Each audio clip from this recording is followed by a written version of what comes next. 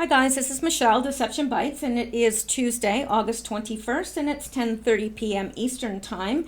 Now, I have already uploaded my Q post for today. There was only one, but and there are no additional Q posts for today. I have already checked out there, but I did want to cover some Q-related news that I think is definitely worth covering, and that I think that you will find as interesting as I do, and not interesting in a good way, but probably more,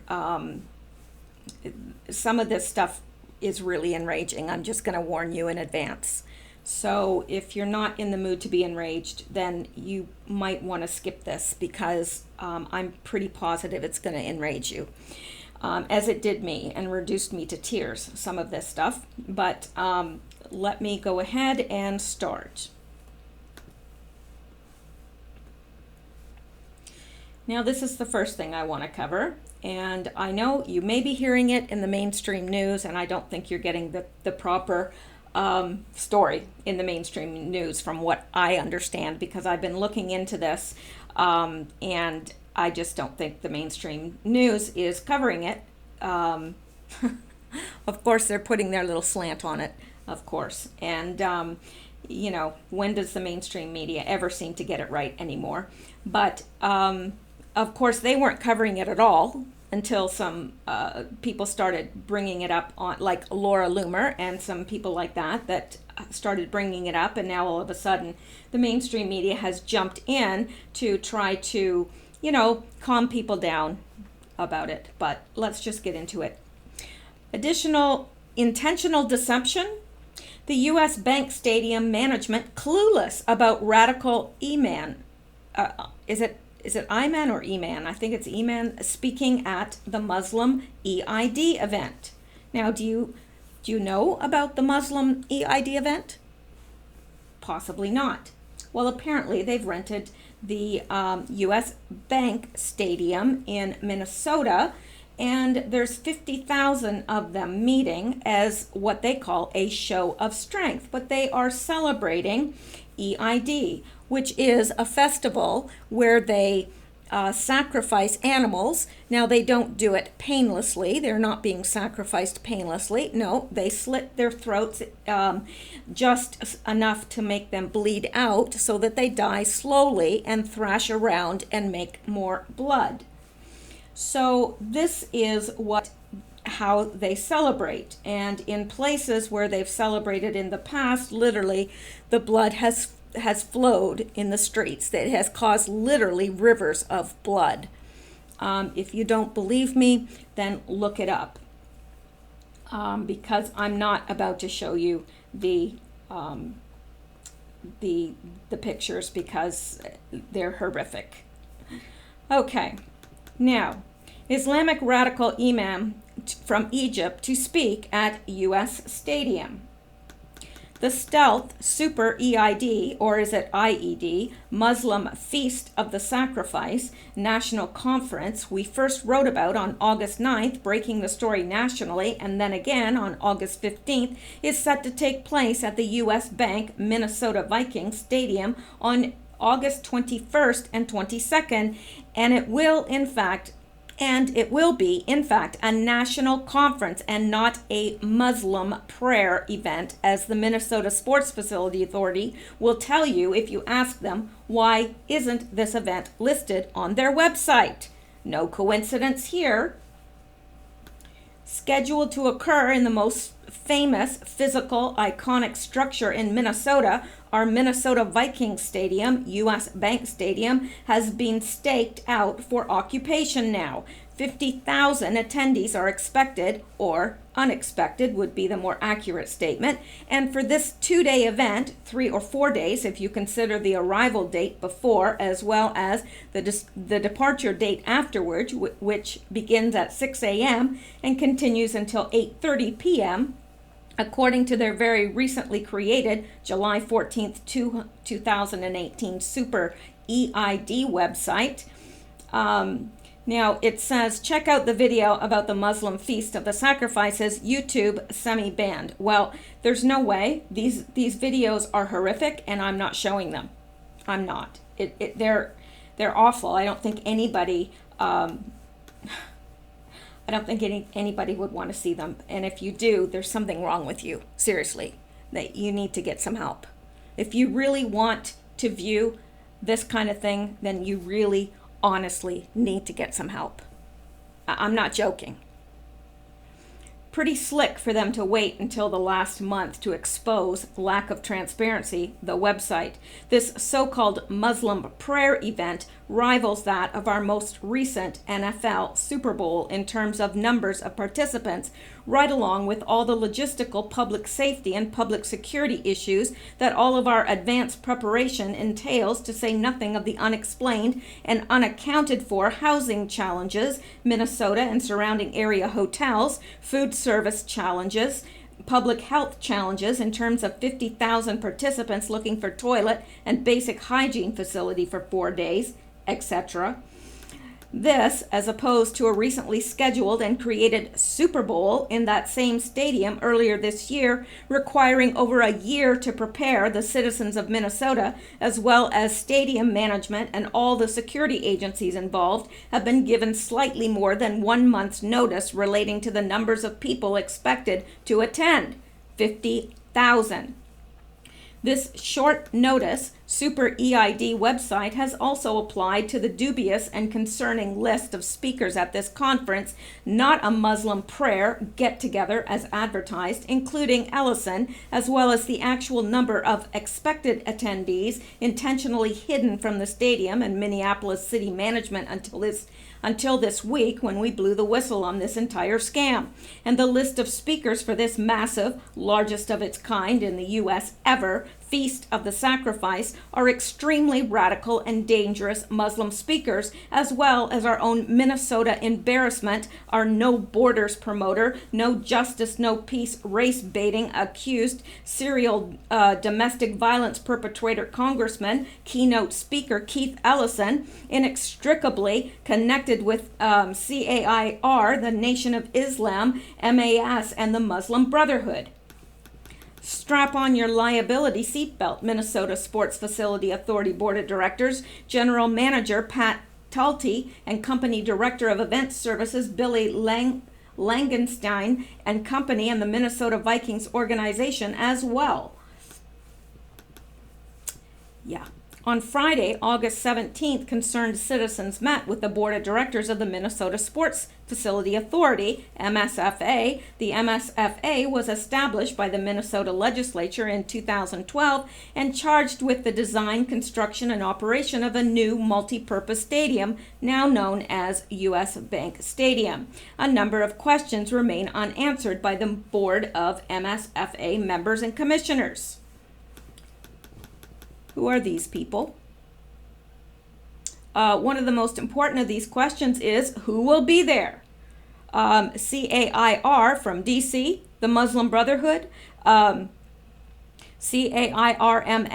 Minnesota, Hamas, and Jaylani Hussein, Keith Ellison. Remember the 2006 U.S. air flying imam dust-up?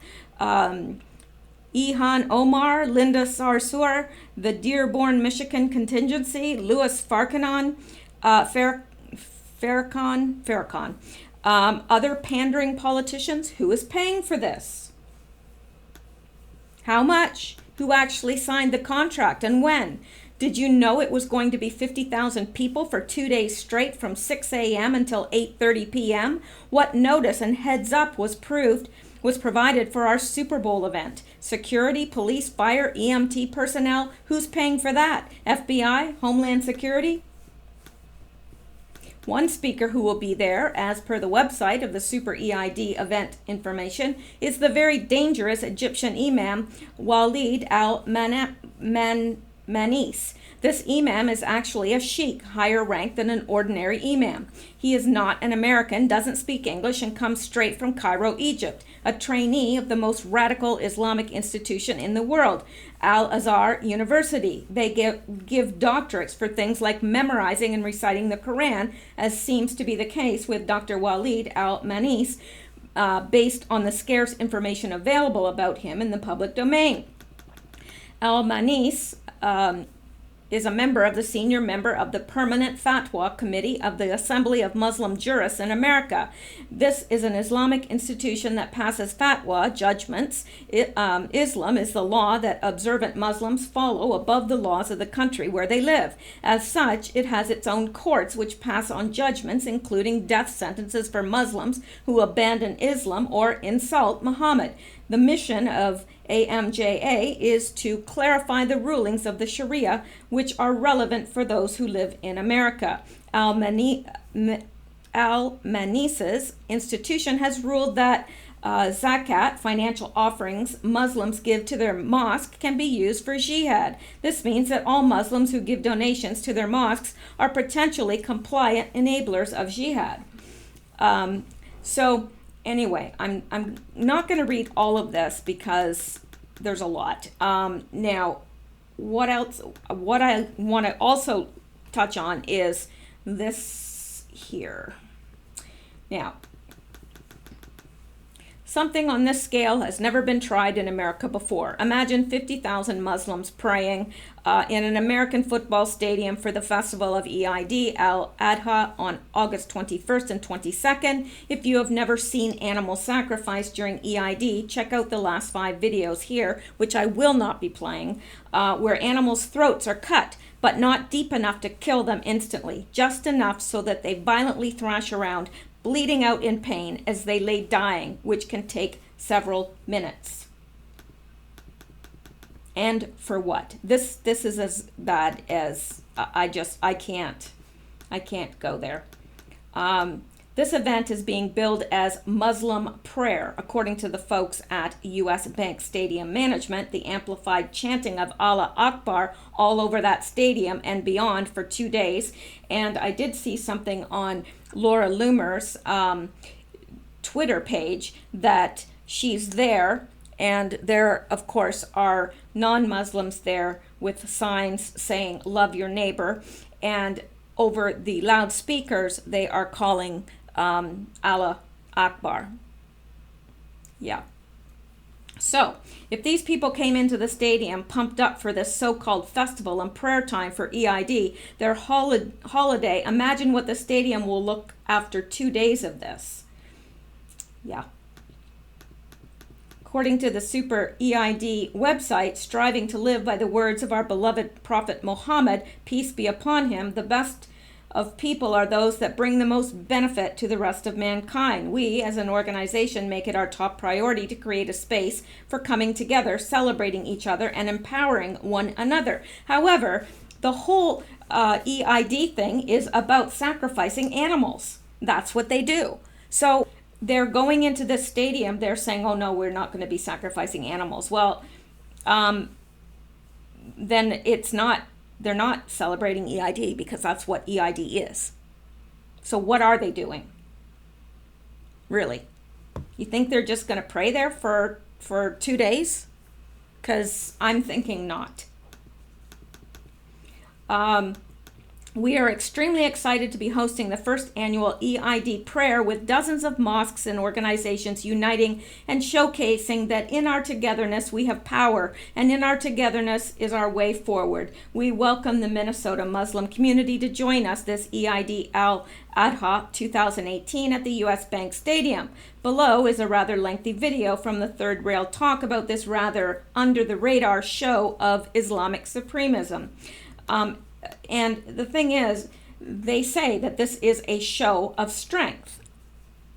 Well, we know that the Muslims are not interested in, fitting into our society. They're here to take over. That is their mandate, and that is what they intend to do.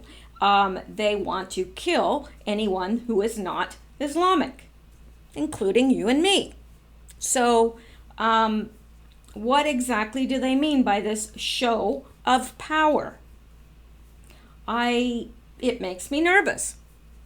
50,000 Muslims in one place makes me nervous. Now, I wish I didn't have to say that. And if I'm not saying that every Muslim is violent and an extremist. I'm not saying that at all. But there's enough that it worries me. So anyway, and this says a secret plan of Muslims to use the U.S. Bank Stadium for historic show of power. The Super EID Inc., registered with the Minnesota Secretary of State as a domestic business corporation on July 14, 2018 only. There are 5 shareholders, but no registered agents are identified. The registered agent is at 2833 13th Avenue South in Minneapolis. It's basically an address, but no one's there. The registered property tax payer, a group called Medina Management Group, LLC, at the same address. Super EID, Suite 106, Medina Management LLC, Medina Management Market, Medina Coffee Shop, another service which is a money transfer, more like a money laundering service, transferring funds to only one country, Somalia, according to their website. Somali Muslims in Minnesota, many of them on perpetual welfare, have been caught transporting millions of dollars to Somalia in briefcases. Now, EID al-Adha, where Muslims celebrate the festival of barbaric sacrifice. Viewer discretion advised. I'm not going to show this. Muslims bring their families and children to cheer on the inhumane slaughter of animals tied up in ropes as they slowly bleed to death. Muslims believe that the longer the animal suffers while he is slowly dying, the more panic hormones are released, which they say makes the meat taste better. What does that remind you of? Right. Now, I'm not going further with this. So, because I can't take it. Maybe you can. I can't. I don't like to see anything suffer like this, and especially for no good reason. I mean, it's awful. But anyway, okay, let's go back. That's about all I have to say about that. Now, I want to show you this as well.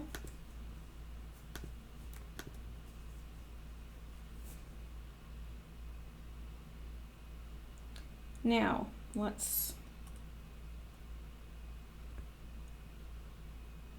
abhorrent beliefs a platform in which to share those ideas. Now, hang on here. This is Nathan Larson. Well, this isn't. Nathan Larson, who is running for Congress, District 10, Virginia, is a sick, drugged, and unstable person who can't even string a simple sentence and says sex with children should be legalized. Children have no right, and it is their father who should make a decision for them to have sex. Yes, this person is running for Congress, District 10, Virginia. This is unbelievable. But this man is running for Congress, and as much as I personally hate to put this man on TV, we believe it's important for people to know why he's running for Congress. Nathan Larson told me he wants to, quote, restore liberty and make incest legal. What about sexual relations with your own children? Like, I would favor, like, legalizing incest. Why is that? Just because personal freedom. What about the children's rights? Wouldn't that be rape to have sex with a child? Well, like with girls, I mean, I just believe that it should be for fathers to make those decisions. And you don't find anything wrong with that? I mean, it's not for me to intrude on another family and tell them what they should do. Wouldn't that be really dangerous for children? I don't see how we know that. Like, children are human beings. They're not property. What about their protection? Oh, the law doesn't treat them as having the full rights of adults. Nathan Larson also told me he doesn't think wives should be allowed to accuse their husbands of rape. Now, I talked to the Virginia State Board of Elections, and they tell me that Nathan Larson is not an official candidate because independents cannot be official until June 12th.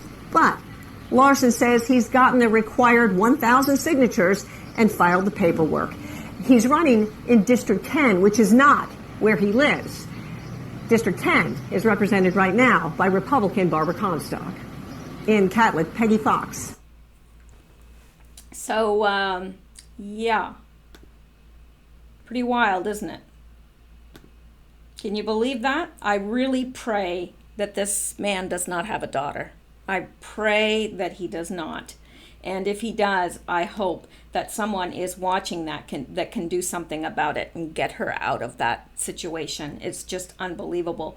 And of course, he wants it so that the wife cannot accuse the husband of rape, because he wants to be able to rape his children without the wife having any say so about it. He thinks it's okay, that the father should make that decision whether or not it's okay to rape their own children or not. Incest should be, legal in his mind, in his sick and depraved mind. Anyway, and then speaking of sick and depraved, there's this. Healthline says using the medical term vagina is not gender inclusive language. Uses front hole instead. It's imperative for safe sex guides to become more inclusive of LGBTQIA, whatever that is, and non-binary people, the guide states. So now, now I guess a woman needs to be ashamed of calling her body parts by their medical terms. Unbelievable. Front hole. Yeah. Okay. I'm telling you, I don't know. It gets to the point where sometimes I wonder, have I slipped through a black hole, a wormhole somewhere? Am I really still on this planet? It's like, is this April Fool's Day? More and more, I just shake my head at the news. I just can't believe that we're here. That this is what we're dealing with every day. I can't. I don't know. And then there's this. Oprah Winfrey promotes Shout Your Abortion movement, where women brag about their abortions. Now, I hope that Oprah Winfrey knows that abortion was originally, touted by, what was her name? Oh my gosh, it's just Sanger, Margaret Sanger, is it? To get rid of black babies. And if you look at the statistics, that's who's being killed the most from abortion, is black babies. How can she, a black woman, support that? I'm white, I don't support it. Oh my gosh, it boggles my mind. These are, how can you brag about an abortion? There are ways of preventing pregnancy, many ways of preventing pregnancy. I mean, what gets me is that some of these women are serial. They have serial abortions. It's their way of, well, I'm pregnant again, better go get an abortion. Like it's a few, rogue cells. And okay, I know that there are women that have had abortions, and I'm not saying it's the unforgivable sin. It's not. I'm just saying that these are children. They're human beings, and so many people who cannot have children would be so happy to take one of these children. I'm one of them. So anyway, let's go on from that. Now, what is this? I've forgotten what this is. Oh, this is something good, okay? Because we need some good news after all that. This really, really touched my heart. Now, let me stop it for a second. All right. Now, approximately 200 South Koreans and their family members crossed into North Korea to meet with relatives most haven't seen since they were separated during the Korean War. Here are some reunions more than 6 decades later. Can you imagine? And look at the joy that these people are experiencing. This is amazing.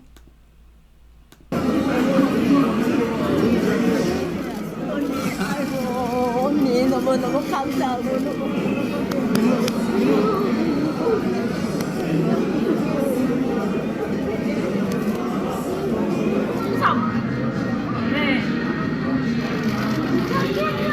Imagine the emotion, the joy.